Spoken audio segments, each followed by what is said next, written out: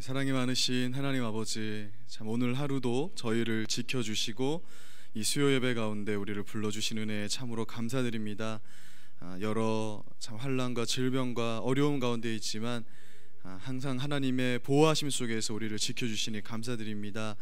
오늘 드린 우리의 찬양을 받으신 주님께서 이제 우리에게 하나님 말씀을 주시고, 이 말씀이 참 우리의 마음을 시원하게 하고 또 우리의 마음에 하나님의 말씀이 들어가게 되는 그런 도전이 되는 그런 말씀 될 수 있도록 주님 우리 마음을 예비하여 주시고, 또 이 시간 온전히 이 예배 가운데 하나님이 이 예배의 주인이 되셔서 우리의 예배를 받아주시고 또 주님과 함께하는 귀한 예배 되기를 간절히 기도드립니다. 비천한 자가 주님의 말씀을 잘 감당할 수 있도록 성령님 또한 도와주시고 또 이 자리에 함께하여 주시기를 기도드립니다.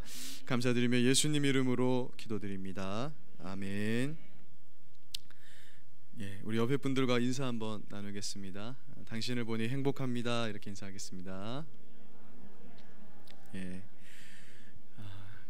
날씨도 좀 더워지는데 참 코로나 때문에 마스크도 해야 되고 참 오늘 하나님께서 말씀 가운데 또 우리의 심령을 시원하게 하시고 또 은혜 주시기를 간절히 소망합니다. 오늘은 마태복음 25장에 나오는 두 번째 비유, 달란트 비유에 대해서 살펴보겠습니다.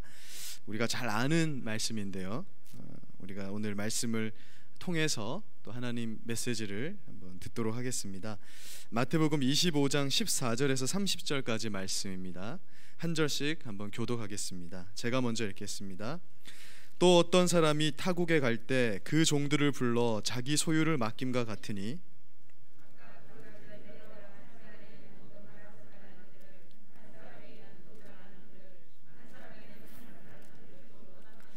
다섯 달란트 받은 자는 바로 가서 그것으로 장사하여 또 다섯 달란트를 남기고,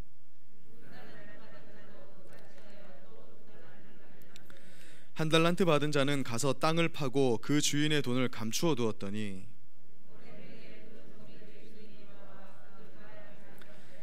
다섯 달란트 받았던 자는 다섯 달란트를 더 가지고 와서 이르되 주인이여 내게 다섯 달란트를 주셨는데 보소서 내가 또 다섯 달란트를 남겼나이다.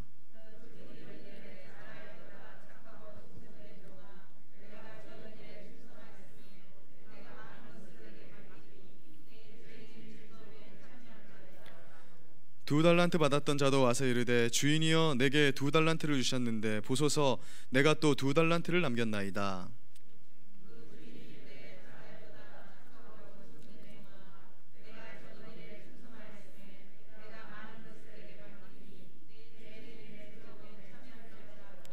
한 달란트 받았던 자는 와서 이르되 주인이여 당신은 굳은 사람이라 심지 않은 데서 거두고 해치지 않은 데서 모으는 줄을 내가 알았으므로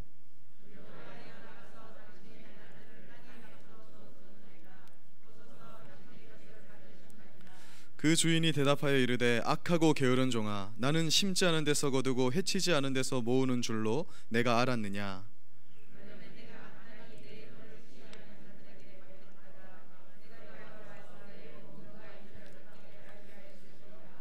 그에게 그 한 달란트를 빼앗아 열 달란트 가진 자에게 주라.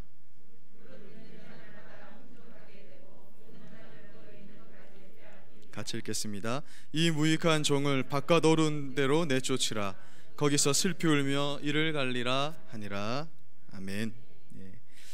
지난 시간에 이어서 마태복음 25장에 기록된 달란트 비유에 대해서 한번 살펴보겠습니다. 지난 시간에 다뤘던 그 마태복음 24장 말미에 그 두 종의 비유, 또 25장 첫 번째 비유인 열처녀 비유, 그리고 우리가 오늘 살펴볼 달란트 비유, 이렇게 이 세 가지 비유는 하나의 묶음으로써 종말의 때, 마지막 때, 주님이 다시 오실 때 어떠한 일이 일어나는가, 그때 우리는 어떠해야 되는가, 그때는 어떠한가에 대한 그런 동일한 메시지를 각각의 스토리와 교훈으로 담아내고 있는 것입니다. 두 종의 비유는 예수님이 금방 다시 오지는 않을 거다라고 생각하는 자들의 그 어리석음에 대해서 지적을 하는 것이고요, 열처녀의 비유는 예수님 금방 온다, 곧 올 것처럼 행동하는, 그래서 기름을 준비하지 않는 거죠. 왜냐하면 금방 오실 것이니까. 그렇게 생각하는 사람들의 어리석음에 대해서 말씀하고 있습니다. 그리고 오늘 살펴볼 이 달란트 비유는 주님이 그 둘은 이제 그 두 가지 상황은 다 어리석은 일이기 때문에 주님이 언제 오시든지 그것이 더디든지 이르든지 오늘 내게 주어진 이 하루를 예수님께서 맡기신 사명을 감당하면서 충성되게 살아가야 한다라는, 그것이 중요한 것이다라는 그런 메시지를 담고 있는 것입니다. 우리 번역 성경으로는 이 14절에 보면 또라는 이 접속사로 시작이 됩니다. 그런데 이것이 의미가 정확하게 전달이 되지는 않아요. 헬라어 원어로 보면 호스페르가르 이렇게 시작이 되는데, 이 말은 무슨 말이냐면 이와 같은 이유로라는 그런 접속사입니다. 즉 예수님은 열처녀 비유를 말씀하셨죠. 두 종의 비유, 열처녀 비유를 말씀하신 다음에 이와 같은 이유로 달란트 비유의 메시지처럼 너희는 행동해야 된다, 이렇기 때문에 이런 것이다, 이렇게 말씀하는 게 오늘 달란트 비유의 내용이라는 것입니다. 그래서 앞에 두 비유인 두 종의 비유, 또 열처녀 비유, 그리고 달란트 비유는 뗄 수 없는 그런 연관성을 가지고 있다는 거예요. 우리가 뚝 떼놓고 읽을 수는 없는 그러한 비유라는 것입니다.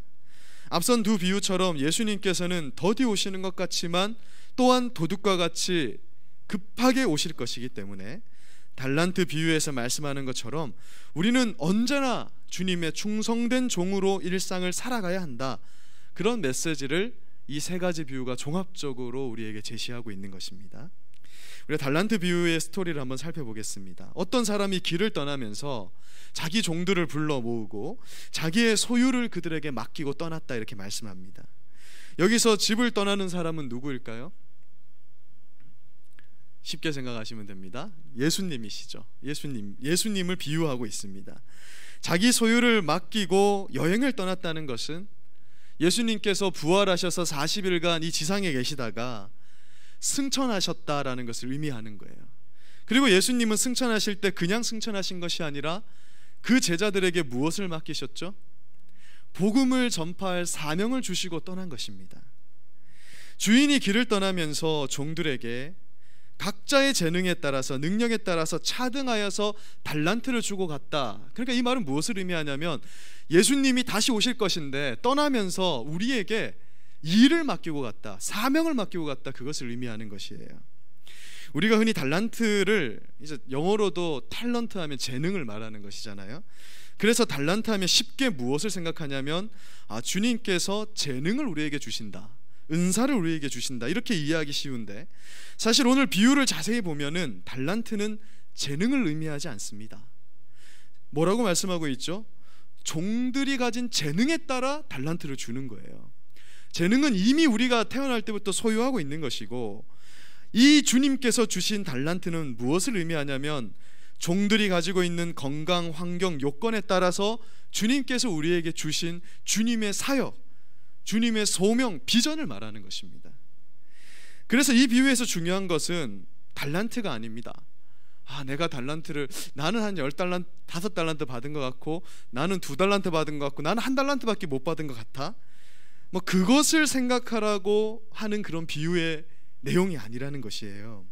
중요한 것은 주인이 그들에게 일을 맡기고 갔다, 주인이 그들을 잠깐 떠나 있다, 이것이 달란트 비유의 핵심적인 메시지라는 것입니다. 즉 달란트는 재능이나 은사를 말하는 것이 아니라 주님께서 다시 오실 그날까지 우리가 가진 재능과 은사에 따라서 맡겨진 주님의 일을 말하는 것입니다. 우리가 보통 복음서의 비유를 보면요, 항상 두 가지 케이스가 등장을 합니다. 착한 종이 나오면 나쁜 종이 나오고, 좀 괜찮은 아들이 나오면 나쁜 아들이 나오잖아요. 그런데 오늘 이 달란트 비유는 세 종류의 종이 등장을 합니다.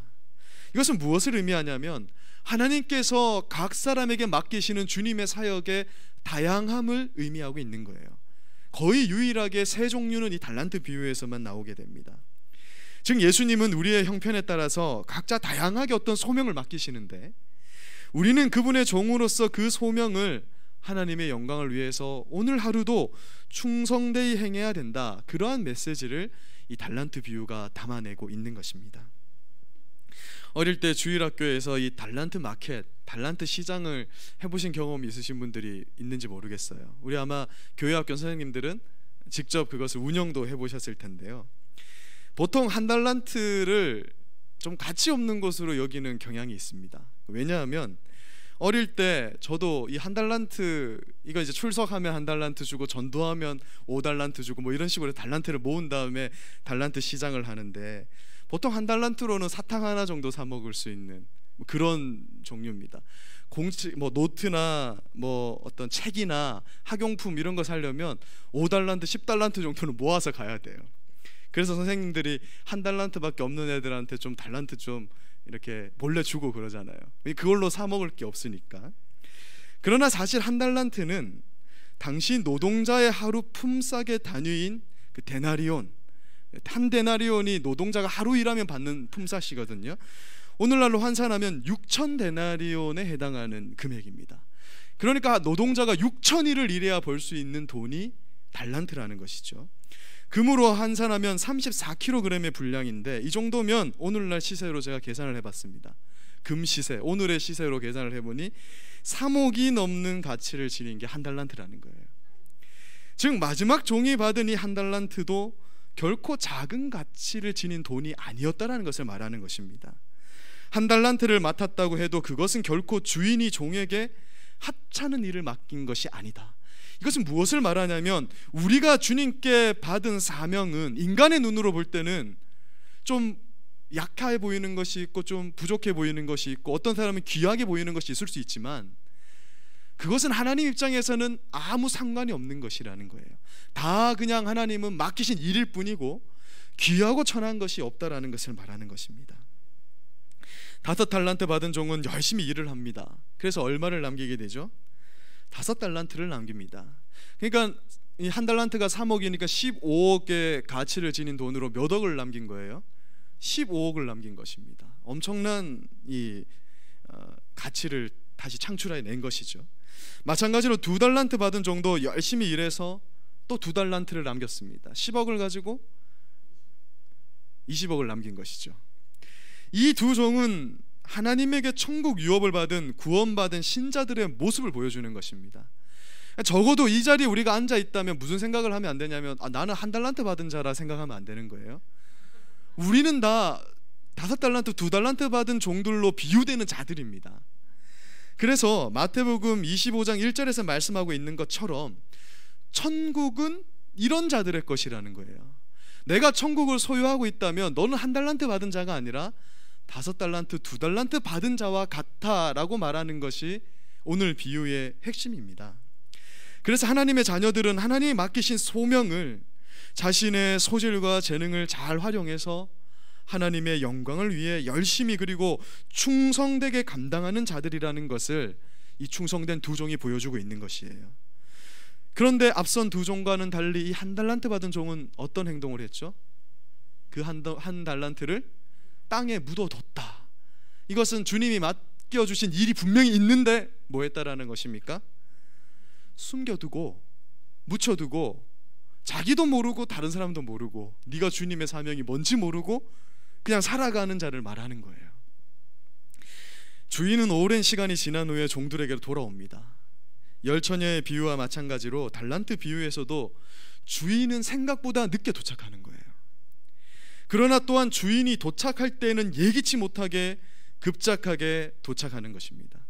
지난주에도 말씀드렸지만 이것이 종말이 가진 특징인데요, 예수님의 재림은 분명 늦어지는 것 같은데 막상 올 때는 이렇게 빨리 오시나? 그런 특징, 이중적인 특징, 모순적인 특징을 가지고 있다는 것입니다. 주인이 늦게 도착했기 때문에 사실 이 한 달란트 받은 종은요, 언제든지, 그러니까 생각보다 늦게 왔기 때문에 이렇게 금방 올 줄 알았는데 그럼 이 한 달란트 파서 주면 되겠다 생각했는데 너무 늦게 오는 거예요.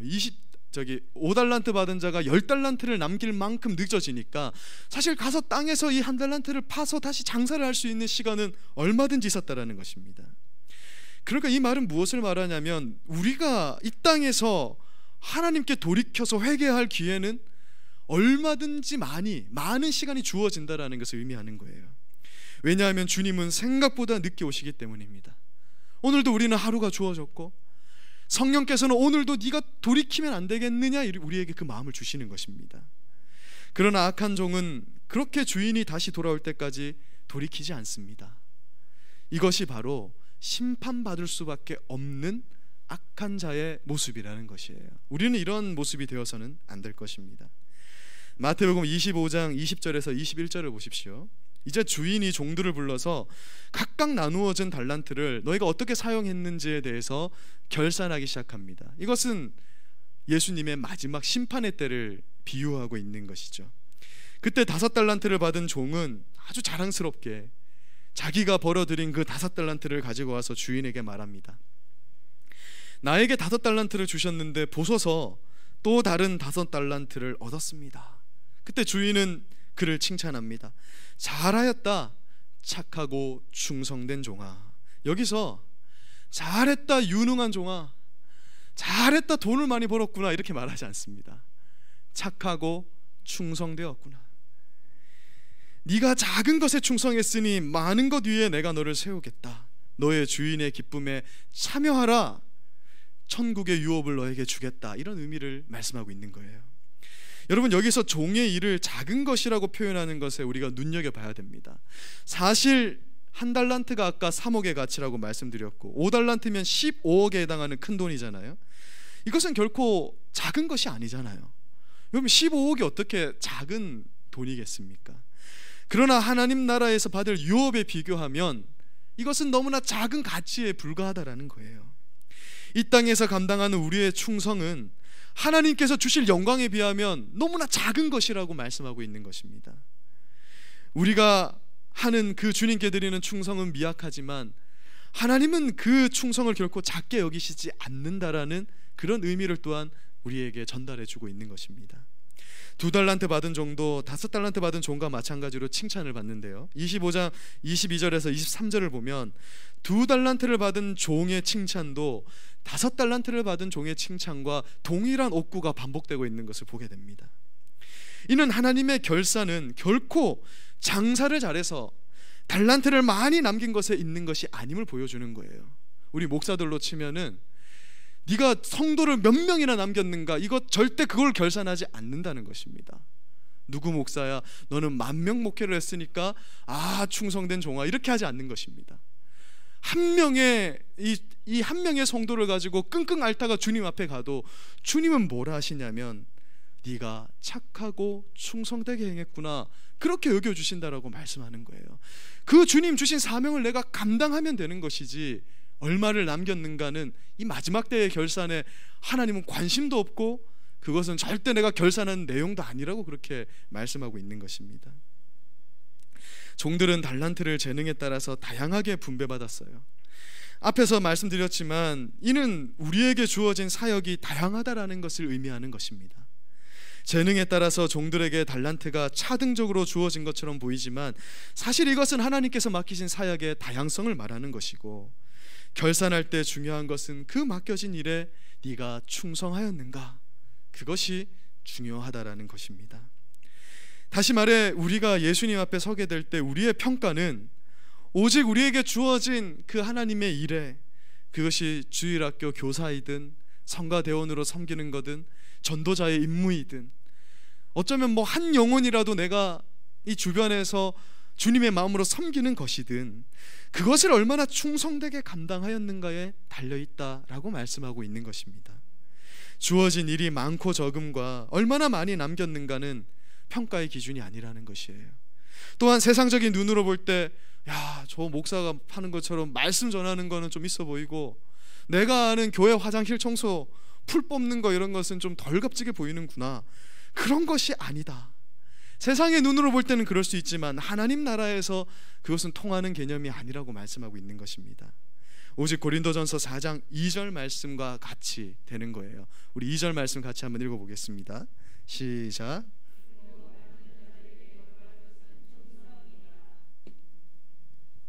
아멘. 하나님은 당신께서 맡기신 그 일을 내가 얼마나 충성되게 행했는가, 그것을 결산한다. 그것이 바로 천국의 모습이다, 그렇게 말씀하고 있는 것입니다. 이제 1달란트 받은 종의 결산의 시간이 되었는데요, 1달란트 받은 종은 주인에게 자신이 왜 1달란트를 남겼는 이 1달란트를 이 땅에 숨겼는지에 대해서 구구절절 설명합니다. 하나님 앞에 서서 하나님이 그를 모른다고 할 때 그가 가지는 특징이 뭐냐면 변명이 많다는 거예요.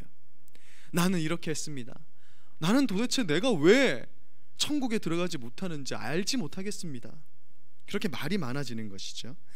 마태복음 25장 24절을 보시면 이 한 달란트 받은 종은 당신은 굳은 사람이고 완고한 사람이다 이렇게 말합니다. 주인을 평가하고 있는 거예요. 그래서 이 종은 아무리 봐도 좀 정신이 온전한 종은 아닌 것 같습니다. 자기가 종이라는 신분을 망각하고 뭐라고 하냐면 주인을 나무라고 있는 거예요. 앞에 5달란트와 2달란트 받은 이 종들의 특징을 성경은 뭐라고 규정하고 있죠? 어떤 자다? 착하고 충성되었다라고 말하잖아요. 여러분, 성경에서 충성되다는 말은 신실하다 이런 말과 동일한 말입니다. 이 충성되다는 말은 하나님과 우리 사이에 믿음의 관계성을 내포하고 있는 단어예요. 단순히 우리 조선시대 생각하는 것처럼 양반과 머슴의 관계처럼, 그래서 양반이 일을 맡기면 충성한다 이런 의미를 가지고 있는 것이 아니라 믿음의 관계성을 말하는 것입니다. 즉 앞에 두 종은 주인을 신뢰하는 마음에서 맡겨진 일에 충성하는데 무엇을 믿냐면 주인이 반드시 다시 오실 것을 믿고 다시 오셨을 때 내가 행한 일에 합당한 보상과 칭찬을 해줄 것을 믿기 때문에 주인에게 충성했다 이렇게 말하는 거예요. 아무 이유 없이 의미 없이 충성하는 것이 아니라 주인과의 신뢰의 관계를 바탕으로 충성하고 있는 것입니다. 그러나 한 달란트 받은 종에게는 주인을 신뢰하는 마음 자체가 없었다라는 것이죠. 그러니까 쉽게 오늘날로 말하면 하나님을 믿지 않았다라는 것입니다. 앞에 두 종은 하나님을 믿은 것이고 이 종은 하나님을 믿지 않았다. 그는 주인이 완고한 자이기 때문에 자신은 주인을 위해서 아무런 일도 하고 싶지 않다 이렇게 말한 거예요. 마치 오늘날 이런 것과 같은 것이죠. 하나님은 너무 편협하다. 하나님 자신이 인생들을 지으셨으면 끝까지 책임져야지 왜 지옥 가게 하느냐. 자기가 하나님을 판단하고 나는 그런 하나님이라면 믿지 않겠다. 그런 생각을 가진 자들의 마음이라는 것입니다. 만약 우리 안에 이런 마음이 있다면 우리는 철저히 회개해야 할 것입니다. 왜냐하면 종이 주인에게 가지는 마음 자세라고 볼 때 이 마음은 정말 죄악된 마음이기 때문에 그런 것이에요. 주인을 완악하다고 평가한 이 종은 이어서 다음과 같이 말합니다. 당신은 뿌리지 않은 데서 거두고 흩어버리지 않은 곳에서 모으는 사람이다. 그래서 내가 두려워하여서 나가서 당신의 달란트는 땅에 숨겨뒀다. 보소서 당신의 것이 여기 있습니다. 이렇게 말합니다. 이 말은 무슨 말이냐면 이런 말이에요. 내가 일하지 않아도 하나님 당신 일할 수 있으면서 나한테 왜 맡깁니까? 당신이 나와 무슨 상관입니까? 이 말이에요. 내가 일하지 않아도 당신이 전도하면 되고 내가 일하지 않아도 이 교회의 문제를 당신이 해결해 주면 되는 것이지 화장실 청소도 하나님이 그냥 손가락만 딱 하면 화장실 청소 되는 거 아닙니까? 왜 나보고 하라고 합니까? 아무도 안 하는데. 이 교회 풀고 왜 나보고 뽑으라 하는 겁니까? 저 이웃을 왜 내가 도와야 됩니까? 하나님이 그냥 복권이라도 당첨되게 해주면 안 됩니까? 이렇게 말하는 거예요. 여러분, 오늘 달란트 비유는 말씀합니다. 이러한 자는 하나님 나라에 합당한 자가 아니다. 이처럼 한 달란트 받은 자의 충성스럽지 못한 모습은 이 비유를 접하는 우리 신앙인들에게 경각심을 주고 있는 것입니다. 혹시 내가 이런 마음을 먹고 있지는 않습니까? 이에 주인은 종을 책망하기 시작합니다. 주인은 한 달란트 받은 종을 악한 종아 그리고 게으른 종아라고 칭합니다. 즉 악한 것과 게으른 것은 연결되어 있는 거예요. 하나님 나라 법칙에서 게으른 것은 악한 것입니다. 일하지 않은 자는 먹지 말라 했습니다. 한 달란트 받은 종이 책망받는 것은 주인에 대한 오해로 주인을 향한 그런 배은망덕한 모습을 보여서가 아니에요. 네가 나한테 대들어서 네가 감히 나한테 대드느냐 이 악한 것아, 이렇게 지금 하나님 말하는 것이 아닙니다. 오직 그가 악한 이유는 하나님께서 주신 그 달란트를, 그 사명을, 그 일을, 그 사역을 묻어두고 아무것도 하지 않은 것에 있다라는 것이에요. 한 달란트 받은 자가 악하다라는 것, 그의 마음이 악하다라는 것을 말하는 것이 아니라는 것입니다. 성경적으로 따지면 우리는 다 악한 자들이잖아요. 사실 우리의 마음은 다 악한 자들이에요. 달란트 비유가 말씀하는 악하고 선하고의 차이는 종으로서의 신분을 가지고 네가 하나님의 일에 충성하였는가에 달려있는 것입니다. 우리는 하나님 앞에서 충성되어야 합니다. 게으른 것이 곧 악이라는 거예요. 하나님께서 주신 사명을 이 땅에서 묻어둬서는 안 되고 열심히 감당해야 됩니다. 그것이 작은 것이든 큰 것이든 하나님이 주신 것이라면 우리는 열심히 감당해야 되는 것이에요.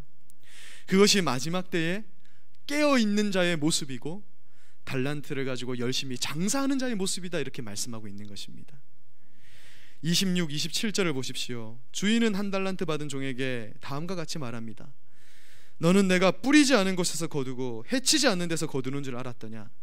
그러면 적어도 너는 나의 돈을 가지고 관리하는 자들에게 주어서 내가 왔을 때 이자라도 받게 해야 했을 것이다, 이렇게 말씀합니다. 주인은 종이 여전히 아무 일도 하지 않는 것에 포커스를 두고 그를 책망하는데요, 차라리 그 돈을 은행에게 맡기거나 사채하는 자들에게 맡겨서 네가 이자라도 내게 가져와야 했다. 즉 문제는 종의 게으름에 있는 것입니다. 일을 맡긴 주인의 입장에서 볼 때 종이 게으른 것이 악한 것이에요. 그리고 여기서 달란트가 가진 특징을 확인할 수 있는데요, 이 달란트라는 것은 가만히 있어도 지금 뭘 하고 있는 거죠? 이익을 가져다 주는 특징을 가지고 있다는 것입니다. 즉 달란트에는 문제가 없습니다. 이건 씨 뿌리는 자의 비유와도 같은 것인데요, 씨에는 아무런 문제가 없어요.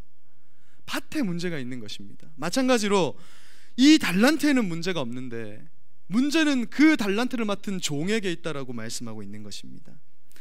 이것이 달란트 비유에서 아주 중요한 대목인데요, 주님이 우리에게 맡기신 일은 아무런 문제가 없어서 우리가 잘하든 못하든 하기만 하면 그 일은 열매를 맺게 되어 있다는 것입니다. 문제는 그것을 가로막는 자가 악한 자라는 것이죠. 열심을 가지고 가로막는다는 것입니다. 지난주에 살펴본 우리가 이 두 종의 비유, 열처녀의 비유가 말하는 깨어있는 신앙, 그것이 요한복음 15장에서는 무엇을 말씀드렸죠? 포도나무 비유를 우리가 말씀하면서 포도나무에 가지가 붙어 있으면 그것이 깨어있는 삶이라 말씀드렸잖아요. 여러분, 포도나무에 가지가 붙어 있는 것이 의미하는 게 뭡니까? 붙어 있기만 하면 가지는 사실 자기가 노력도 하겠지만 저절로 열매를 맺게 되는 것입니다.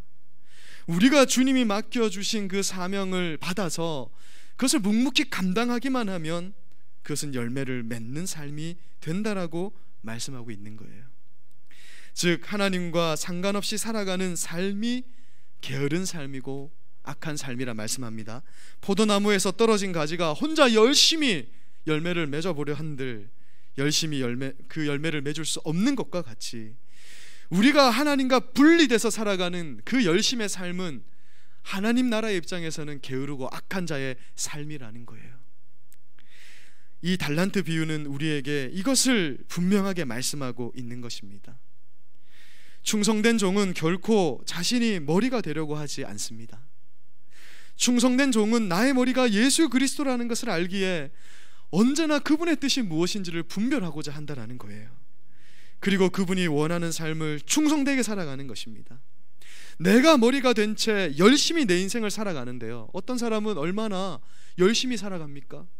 이 땅에서 잠도 얼마 자지 않고요, 열심히 살아갑니다. 그러나 머리가 주님이 되어 있지 않으면 아무리 열심히 인생을 살아가도 마지막 때 주님 앞에 서면 주님은 그에게 뭐라고 말씀하시냐면 이 악하고 게으른 종아라고 그런 말을 들을 수밖에 없다라는 것이에요. 종은 주인과 연관되어서 주인이 원하는 일을 하는 것이 사명이라는 것입니다. 내가 머리가 되고자 하면 그것은 충성과는 반대의 삶이 되는 거예요. 우리의 머리이신 예수님도 철저하게 하나님의 뜻에 순종하셔서 우리에게 본을 보여주시지 않습니까? 달란트 비유가 25장에 있는데 곧바로 등장하는 26장 39절을 한번 보십시오. 여기서 예수님은 이렇게 말씀합니다. 같이 예수님의 말씀 우리 같이 읽어볼까요? 자, 시작. 좀 나아가사 얼굴을 땅에 대시고 엎드려 기도하여 이르시되 내 아버지여 만일 할만하시거든 이 잔을 내게서 지나가게 하옵소서. 그러나 나의 원대로 마시옵고 아버지의 원대로 하옵소서. 아멘. 예수님이 지금 기도하시지 않습니까? 우리도 우리의 소원을 가지고 기도할 수 있잖아요. 그러면 우리는 어떻게 생각하냐면 우리가 기도한 대로, 내가 기도한 대로 하나님이 따라줘야 된다고 자꾸 생각을 하잖아요. 그런데 예수님은 말씀하는 것입니다. 우리에게 본을 보여주신 것이에요. 마지막 때를 살아가는 충성된 종의 모습은 설사 내가 원하는 것이 있더라도 하나님이 이것을 원하면 그것이 십자가를 지는 죽는 일이라도 그 일을 따라가는 것이 충성된 종이고 마지막 때에 칭찬받는 종의 모습이라고 우리가 말씀하고 있는 거예요. 예수님 분명히 말씀하잖아요. 아버지, 나 이 제자들과 좀 더 이 땅에 있고 싶고 그 사랑하는 마리아 마르다, 사랑하는 어머니, 우리 형제들과 같이 이 땅에서 좀 더 있고 싶습니다. 이 십자가 안 질 수 있었으면 좋겠습니다. 그러나 하나님이 지금 이때라고 하시면 내가 내일 이 십자가를 지겠습니다. 이렇게 기도하시고 묵묵히 그 십자가의 길을 걸어가신 것입니다. 성경에서 신실하고 충성된 종의 원래 모델은 예수님이에요. 그리고 예수님은 말씀합니다. 이 충성된 자의 모습을 너희도 따라가라. 내가 이 길을 걸어갔으니까 너희도 이 길을 따라가는 것이다. 여러분, 이것이 달란트 비유의 핵심적인 메시지라는 것입니다. 여러분, 왜 달란트 비유에 등장하는 등장인물이 종이겠습니까? 여기에서는 아들이 아니에요. 이 비유에서 주인공은 종이라는 것입니다. 종은 주인이 원하는 대로 하는 자들입니다. 종은 주인이 원하는 삶을 살아야 그 정체성이 드러나는 자예요. 주님이 머리가 되지 못하고 하나님과 상관없이 행하는 일은 아무리 열심히 해도 마지막 때에 그 일은 심판받을 일밖에 되지 않는다. 우리가 다음 주에 살펴볼 양과 염소의 비유에서도 그것은 분명하게 드러납니다. 아무리 헌금을 잘하고 주일 성수를 잘하고 봉사를 하고요, 기도의 시간이 넘쳐나고 전도를 열심히 해도 예수님이 머리가 되어 있지 않으면 그것은 마지막 때에 무익한 일로 심판받게 되는 일이라는 것을 달란트 비유는 말씀하고 있습니다. 이제 결산의 날 악한 종은요, 자신이 가진 이 한 달란트마저도 빼앗기게 됩니다.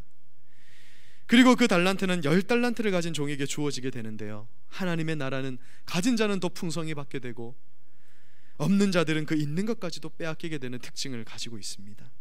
그리고 쓸모없어진 이 종은 바깥 어두운 곳에 던져집니다. 예수님의 비유의 거의 모든 곳에서 하나님의 선택에서 유기된 이 게으르고 악한 종들은 바깥 어두운 곳에서 울며 이를 갈게 되는 것으로 그 종말을 맞이하게 되는 것이에요. 말씀을 정리하겠습니다. 종합적으로 달란트 비유가 우리에게 오늘 말씀하는 것이 무엇일까요? 이 비유는 단순히 탤런트, 재능을 우리가 잘 개발해서 활용해서 주의 일을 하자, 이런 메시지를 담고 있는 것이 아닙니다.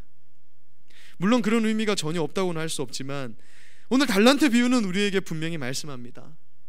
주님이 다시 오실 그 마지막 날까지 하나님께서 내게 맡기신 그 일에 날마다 충성되어야 함을 말씀하고 있는 비유인 거예요.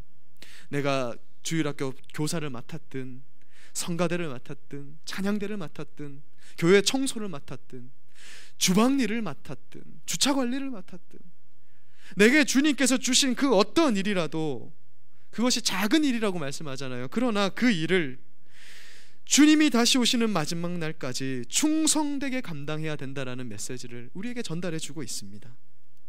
서두에서도 말씀드렸지만 달란트는 우리의 재능을 의미하는 것이 아니라 주님이 맡기신 일을 의미하고 있기 때문입니다. 그리고 그 주인이 맡기신 일의 핵심은 그리스도를 머리로 하는 것에 있다라고 말씀드렸습니다. 달란트 비유를 통해서 우리를 종이라고 칭하시는 이유는 우리는 그의 몸이고 우리가 따라야 될 건 그분 예수 그리스도라는 것을, 머리이신 예수님이라는 것을 우리에게 말씀하고 있는 거예요. 사도 바울이 자신을 종이라고 칭하면서요, 그토록 우리가 예수님의 뜻대로 행해야 된다는 것을 강조한 이유가 여기 있는 것입니다. 우리는 다 그리스도의 한 몸을 이루어서 작은 교회, 이 단위인 교회를 이루고 있습니다. 오늘 이 자리에 모인 우리가 한 몸이에요. 그래서 우리의 한 가지 사명, 그것은 우리의 머리이신 예수님의 사명인 것입니다. 우리의 사명은 따로 놀 수 없어요. 그래서 우리는 한 몸이 되어서요, 서로 좀 부족한 지체는 도와주고 또 연약한 지체는 구제하면서 사랑하면서 한 몸을 이루어서 예수님 따라서 이 사역, 동일한 사역을 마지막 때까지 감당하는 것입니다. 그것이 바로 마지막 때에 깨어있는 성도의 모습이라고 우리에게 말씀하고 있는 것입니다. 종말을 기다리는 시간은요, 단순히 기다리는 것이 아니라고 말씀드렸습니다. 우리는 그 시간 동안 하나님의 나라의 백성으로서 완성되어져 가는 것입니다. 그게 마지막 때를 기다리는 삶이에요. 그냥 가만히 있으면서 주님 언제 오십니까? 하늘만 쳐다보고 있는 것이 아니라 이 땅에서, 이 교회에서 지지고 볶으며 살아가면서 신앙생활 해나가면서 하나님 나라에 합당한 자로 오늘도 완성되어져 가는 게 마지막 날을 기다리는 신자의 삶이라는 것입니다. 이것이 여러분 충성된 일을 한다라는 것이에요. 그리고 성경은 분명히 말씀합니다. 종말의 때라는 것은 복음이 끝까지 전달되어야 끝나는 것이에요. 노아의 홍수의 때는 이 세상에 죄가 완전히 너무 이제 가득 차서 종말의 때가 왔지만, 두 번째 예수님이 오시는 그 종말은 이 세상의 악이 더 이상 볼 수 없어서 하나님이 얘들 안 되겠다, 종말이다 이렇게 하시는 게 아니라, 우리가 열심히 주님의 사역을 감당해서 이 복음이 어디까지 전달되면 땅 끝까지 모든 민족에게 이 복음이 전달되면 끝나는 거예요. 적극적인 종말론이라는 거예요. 저 악인들이 개판치고 계속 악해지고 동성애가 막 범람해서 야, 더 이상은 죄가 범람해서 안 되겠다, 주님이 온다, 이게 아니라는 것입니다. 신약 시대의 종말은 우리가 복음을 끝까지 감당하면, 달란트를 받은 우리가 충성된 종들이 그 충성된 걸 다 담당하면 그때 예수님 오시는 거예요. 그래서 우리는 그 복음을 우리 민족에게 전하는, 또 모든 민족에게 전하는 사명을 가지고 있는 자들이라는 것입니다. 오늘도 우리가 오늘 이 말씀을 좀 마음에 품고요, 적극적으로 종말의 때를 살아가는 우리 성도님들 다 되시기를 주님의 이름으로 축복합니다. 하나님께서 우리에게 맡기신 사역이 무엇일까? 나에게 맡기신 그 작은 사역, 하나님 맡기신 그 사역을 오늘 좀 발견하시고 기도하시면서 주님 오실 때까지 그 사역을 감당하면서 깨어있는 종, 충성된 종으로 살아가시는 우리 모든 성도님이 되시길 주님의 이름으로 간절히 소망합니다. 제가 기도하고 우리 같이 찬송하고요, 같이 한번 기도하도록 하겠습니다. 사랑하는 하나님 아버지, 오늘 우리에게 귀한 한 말씀 주시니 감사합니다. 달란트 비유에서 말씀하시는 것처럼 우리는 마지막 때에 주님 주신 이 복음의 사명을 모든 민족에게 전하는 그런 귀한 사명을 가진 그런 충성된 종들인 줄로 믿습니다. 오늘 이 자리에 모인 우리 모든 성도님들은 다 5달란트, 2달란트 받은 그 충성된 종들인 줄로 믿습니다. 오늘 주님이 주신 그 사명이 무엇인지를 기도하면서 분별하고 그 사명을 성령의 감동 속에서 잘 감당할 수 있도록, 그러한 마음으로 이 마지막 때를 주님을 기다리며 깨어서 살아가는 우리 모든 성도님이 될 수 있기를 간절히 주님의 이름으로 소망합니다. 오늘 그것을 위해서 기도하고 다시 한번 다짐하는 이 기도의 시간도 되기를 간절히 소망합니다. 감사드리며 예수님 이름으로 기도드립니다. 아멘.